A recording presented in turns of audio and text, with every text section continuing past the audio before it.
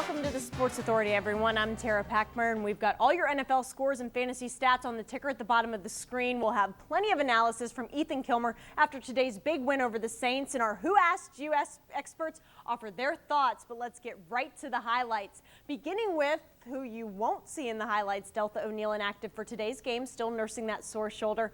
Instead, rookie Jonathan Joseph gets starting nod. Number 3, Brian Simmons out for the 3rd consecutive week. Caleb Miller in his spot. And Bobby Williams sidelined after an appendectomy Wednesday, opening the door for Stacey Andrews. And Cincinnati strikes first in the Superdome. Carson Palmer hooks up with Chad Johnson. The 41-yard TD toss past Fred Thomas caps the 4-play 67-yard drive. Men in stripes up 7-0. That's worthy of a little shimmy shake. Good way to start on defense, too. Bengals forced the Saints to punt on their first possession after Kevin Casefaharn, fresh off a knee injury, drops Drew Brees on 3rd and 4.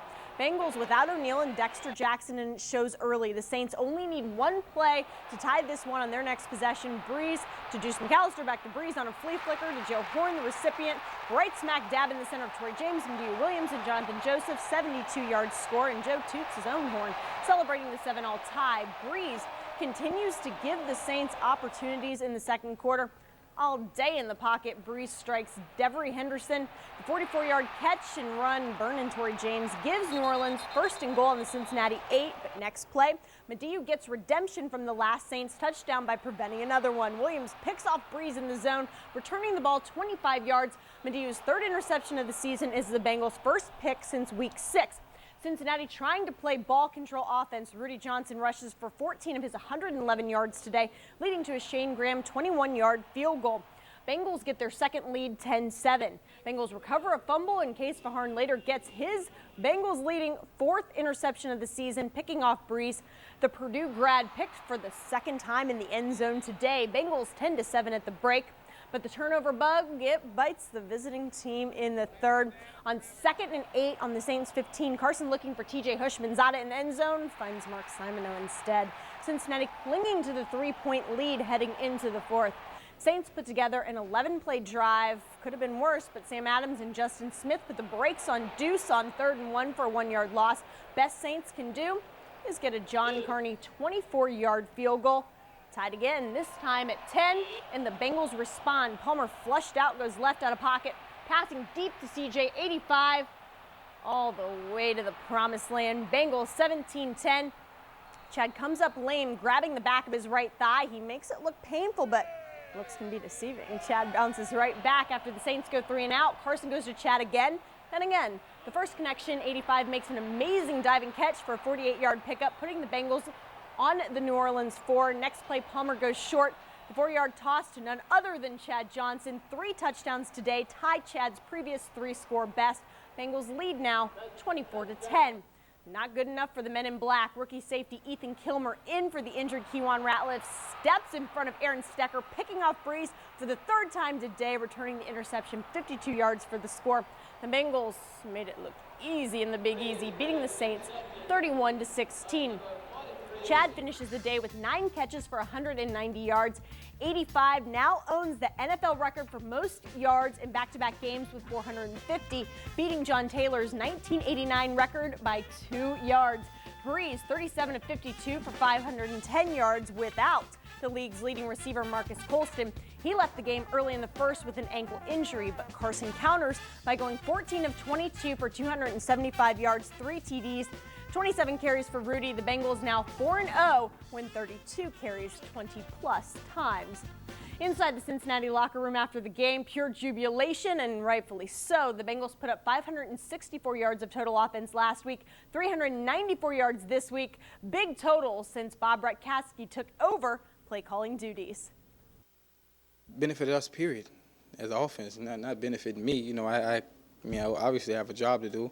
And when the opportunities come to make the plays, man, the offensive line is playing incredible the past 2 weeks.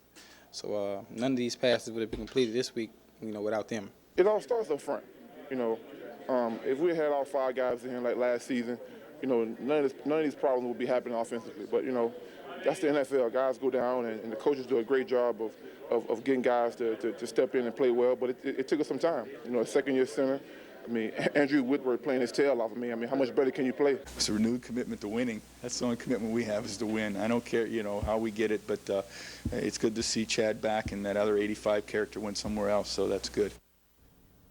And it's time for you at home to make the call. What was the biggest factor in the win against the Saints? The big play offense, establishing the run with Rudy, 27 carries, 111 yards, or forcing 4 turnovers, including 2 in the end zone. Call 345-1212 to vote. I'll have your results a little later in the show. Who asked you? Well, I'm asking Richard Skinner from 1530 Homer and former Bengal Cliff Huxtable, John Jackson. That is a loud sweater. I'm not going to. It's not a loud sweater. You just not. What you're not do colorful. you guys think about today's big Bengals win over the Saints? It's as great as that sweater is right there. No, Hey, there's nothing wrong with the sweater. It's little, it's good. colorful. Huge win. I mean, it was a make or break game. A loss today, and you were playing for draft picks next year, or just playing out the string. And instead of win, you're very much back in the playoff race with 3 winnable games right on the schedule ahead of you. So huge to turn things around. I mean, I think it was a big game because they played 4 quarters.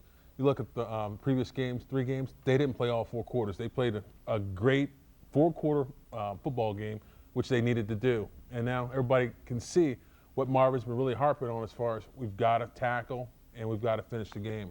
Chad at Bengals high 260 yards last week, 190 yards today on 6 catches, 3 touchdowns, tying his personal best. He's back. You got to give him all the credit in the world. I mean, he's playing great right now. I think the only thing that I question, though, is I can't imagine how 2 teams have blown coverages that badly in back-to-back weeks I think to let him run free. Chad's doing some other things. And some of it you might be right, too. He made an adjustment on the 1 touchdown. I'm looking at a couple tapes, and he's doing some second moves.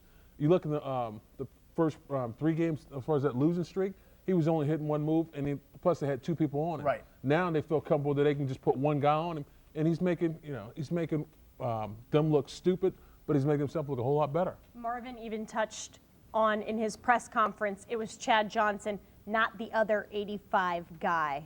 The importance of no shenanigans. Yeah, no, and I think it came to a point, and who knows what happened behind closed doors.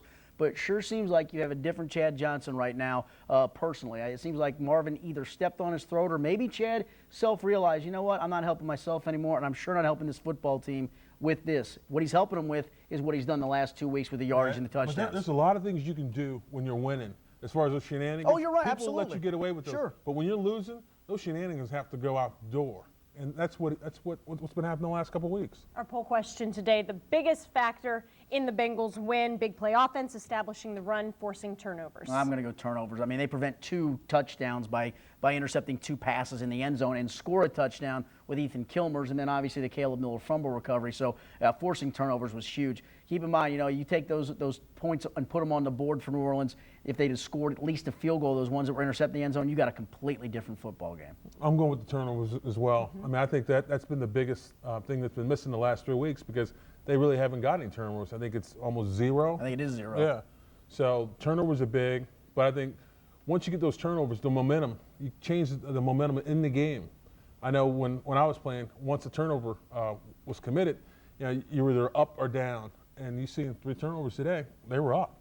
So credit Kevin Case, Fajarn, and Madieu Williams for picking Drew Brees in the end zone twice. Drew Brees throws for 510 yards today, and without Marcus Colston, the leading NFL receiver. No, we know the Bengals have some issues in the secondary right now. Dexter Jackson was out, and obviously Delth O'Neal being out meant that for those that wanted Jonathan Joseph in, it also meant that Torrey James was going to have to play. It then moved also Keywan Ratliff from a dime corner up to being a nickel corner, and he wasn't really effective in the times that he was in the game early on. So you can imagine that secondary was going to get torched to some degree just because of the personnel issues, but they came up with the big plays when they had to. I mean, I think they got torched, but the biggest thing is they won the game. Like Marvin said, he doesn't really care about the stats. He just cares about the W and the L, and that's the bottom line. Bengals also establishing the run today. Rudy on the ground goes for more than 100 yards. The Bengals now 4 victories when Rudy has the ball 20-plus times in a game. That's a big thing they've got to establish the run, because they've got to establish some type of control. And when you're running the ball like the Bengals are doing today, first of all, it runs off some time on the clock, and you've got control of the offensive line. That way, you can throw those long passes down the field like they were doing. Yeah, and you know, part of it too is I'm sure they wanted to establish a run just as much to keep Drew Brees and that offense off the field. Can you imagine if they hadn't established the run today and New Orleans had gotten an extra 15 snaps? They got 77 snaps as it was. Good God knows what they would have done. So the running game today was huge to get back involved with it. The offensive line only gives up 1 sack today. Unfortunately, especially in this case, it's Andrew Whitworth, LSU grad from the area in New Orleans. Talk about that and the emotions of this game. We also have Chris Henry from the New Orleans area and Torrey James from the area. Well, I think that anytime you go back home, especially I know when I come to Cincinnati, being a Steeler, I always wanted to put out my A game. And I think those guys put out their A game. Chris really didn't get in the mix, but Whitworth had a decent game. You know, you look at what Cincinnati tried to do to go in there. They tried to take the crowd out, and they tried to make sure that New Orleans offense was sitting on the sidelines. Huge win. Bengals back at 500. You know what's coming up next. The Browns. Do the Bengals win against the Browns, John? I think they do win against the Browns. And the reason they win is because they've got to build on this, and they can't just be satisfied with, oh, yeah, we won 1 game. They've got to go into Cleveland and play physical, and they've got to keep up with Baltimore. Yeah, I think they win as well. They played good. They just haven't won football games here of late. And it's been a bad bounce here or a bad play there. They go to Cleveland and win and actually maybe get the ball rolling back towards the playoffs. Gentlemen, as always, I thank you for your time. And P.S., I love your sweater. You made the call. Now here are your results. What was the biggest factor in the win against the Saints? Close results. 43% go with turnovers. 39% side with the big plays, thanks to the more than 600 who voted tonight. Well, it was only 1 win, and the climb to a playoff berth is still pretty steep, but it was a win. And there haven't been a whole lot of those around here lately, have there? And there haven't been a whole lot of this either. But in the last couple of weeks, Carson has found Chad 5 times. 4 of those 5 TD passes have been long distance. So the question for Marvin today, was this, something you consciously are trying to do now? Is this part of your offense again? I think it's been a little bit of, trying to push the football, and then we just happened to do a couple of things yesterday that worked out. Carson moved, and they dropped the coverage, and Chad was able to get free. I guess it's appropriate that someone name 3-way plays in Cincinnati, but that's the moniker given Ethan Kilmer, who can play offense, defense, special teams for the Bengals. Get it? 3-way. Kilmer jumped into the national spotlight Sunday with his game-clinching 52-yard pick and score off Drew Brees. And even though this is his first season playing defensive back, the 7th-round pick from Penn State has been impressing his teammates and his coach. I'm sure when we drafted him and the veteran guys showed up for mini camp and the OTAs, they had no idea who this guy was. They never heard of him.